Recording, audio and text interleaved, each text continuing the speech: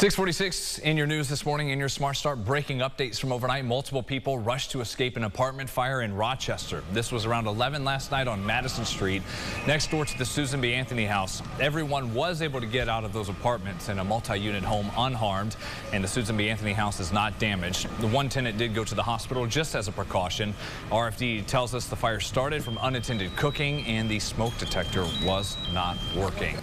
Months after a principal from a local elementary school was sent to prison for a conviction of sexually abusing children, the Hilton School District explains how it's working to make sure this does not happen to another child ever again. Kirk Ashton is serving 2 decades in prison after he was convicted of sexually abusing boys at Northwood Elementary. The victims testified that abuse went on for years. The Board of Education released a new report on actions it has taken following the Hilton case. In a letter, members tell parents with the help of law enforcement they're working on creating better protections for whistleblowers. Addressing the district's Road to Recovery Child Sex Abuse Prevention Plan, they say they're keeping up with training practices implemented in that plan in 2021 for employees regarding abuse and reporting it. A man from Rochester and convicted felon has pleaded guilty to a new child porn charge. Prosecutors tell us Jason Koshelski, a 35-year-old, was formally convicted in the federal case and sentenced to 11 years in prison. In November 2021, while on supervised release, prosecutors say he obtained a track phone and used it to send and receive illegal images of children, many of the victims involved younger than 12. His sentencing is coming up in the fall at the end of October. The man killed this week in a head-on crash on Route 259 in Parma Tuesday morning has been identified as 30-year-old Michael Bornheimer. Deputies are still investigating that accident. To another crash, a teen driver has been ticketed after hitting an ambulance yesterday afternoon. Deputies say it was going on Calkins Road in Henrietta when a car driven by a 17-year-old turned left in front of it, causing the collision. The sheriff's office notes the driver did not have a license. No one was seriously injured. RPD needs your help. Police want you to look at your screen right now to try to identify the 2 men in those photos. They say they believe they are connected to multiple cases involving stolen cars recently around the city. If you know who they are, you are asked to please call 428-9910, or you can send an email to the Department Major Crimes Unit at cityofrochester.gov. Alpha Harris, a local faith leader and home health aide, faces felony charges for fraud. She's accused of scamming a 90-year-old Pittsford woman out of roughly $60,000. The sheriff's office says this was going on for several months. The investigation started when an employee at a Citizens Bank alerted deputies of suspicious activity found on the account of the victim. A new report reveals the Small Business Administration gave out more than $200 billion in COVID relief funding to people who should not have gotten that money. The report shows the administration paid out 4.5 million loans and grants at the start of the pandemic. While racing to help small businesses survive, Bob Restbrooks, the former executive director of the Pandemic Response Accountability Group, says the SBA relaxed its standards. A call for action after the deadly Lockport tour boat tragedy inside a cave earlier this month. One man was killed, several others injured when it capsized. State Republicans say there was no state agency in place that was singularly tasked with inspections of the attraction. So they're proposing new legislation in Albany they say will offer better state oversight to not only the Lockport Caves, but similar tourism businesses here in New York, placing them under the jurisdiction of the Department of Parks and Rec, and to ensure proper inspections and guidelines are in place to keep something like this from happening again. 10 minutes to go until the top of the hour in CBS Mornings. Let's talk to our meteorologist James Gilbert for a check on that forecast, and the smoke still in the air, but not as bad as it could be. No, we're seeing trends in the right direction. Watching that air quality index fall. We're still in that red range, that unhealthy range, numbers right around 160.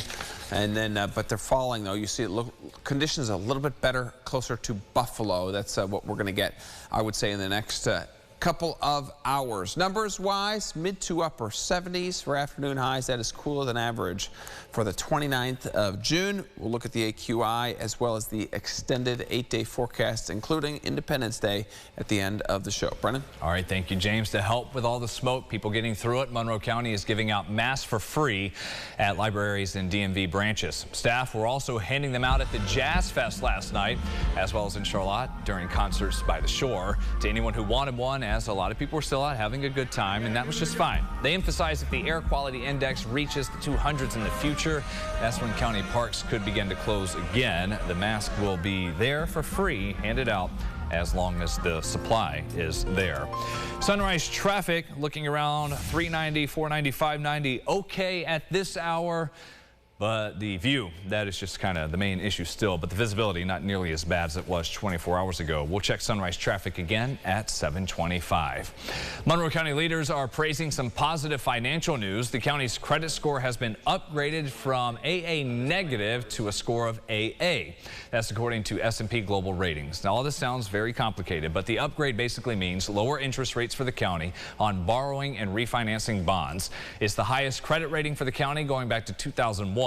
The executive Adam Bello says this will have a direct impact on taxpayers, decreasing costs for local projects and unexpected expenses that may pop up. For customers in Greece, Ferris Pharmacy on Latta Road, that location is closed.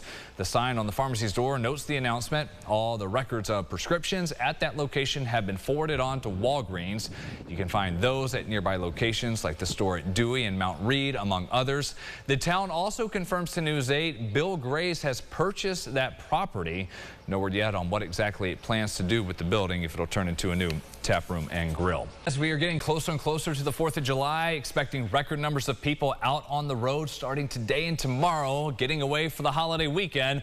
Mark Gruba back with us once again from AAA, with us live for a conversation on travel expectations and trends. Mark, let's start there. What are the numbers? How busy will this be? Hey, Brennan, great to be with you this morning. The headline is record travel this year. AAA estimating over 50 million Americans will go 50 miles or more from their homes this Independence Day weekend. A lot of people will be road tripping. Over 43 million will take those road trips. That's an increase over 2.5% from last year and over 4% from 2019 before the pandemic, when we had that previous record. So again, record travel this year. That's the headline. And Mark, finally, we've covered a lot this morning, but knock on wood, people don't have issues, but if they do have a problem on the road, your best advice? Right. I mean, obviously, the last thing anybody wants as they're heading out is to have an issue with their car. The best advice is to try and get it looked over ahead of time. Get the tires checked, the brakes checked, make sure the headlights are working, the fluids are topped off, so to speak. The big thing is you don't want to be stuck on the side of the highway, right? AAA is estimating 13,000 New Yorkers are going to make that call for roadside assistance. The big issues we're going to see this year are battery-related, dead batteries, jump starts, battery replacements. The other thing is, of course, you want to make sure that you're gassed up before you go, because the last thing you want to do is run out of gas on the side of the road as well. But again, the key is we want people to get from point A to point B safely and have a safe and happy holiday. All right, thank you. That is Mark Gruba joining us from AAA. As James over here saying hi. I almost told him to come sit up here next to us in the studio. Thank you, Mark. All right, so one more time, the AQI, number, the abbreviation we all know now with the air quality index. Yeah, and stick with us for the next couple hours, because I'm going to have an updated number every single time I show this to you. This is the latest update at 162. That has come down significantly, which is good to see. I am hoping we drop below 150 within the next couple of hours, but again, stay with us and we'll keep you updated. Numbers in the 70s today, warm tomorrow, back into the 80s, isolated showers and thunderstorms, scattered for Saturday, but then we'll go back to isolated for Sunday and then into the Independence Day weekend. Hey, another thing with tires, fill them up with your car. Keep your tires filled. Yes, go check those. I love the ones that are just automated. You just hold it there, it does it for you, gets it ready. We'll see you in 30.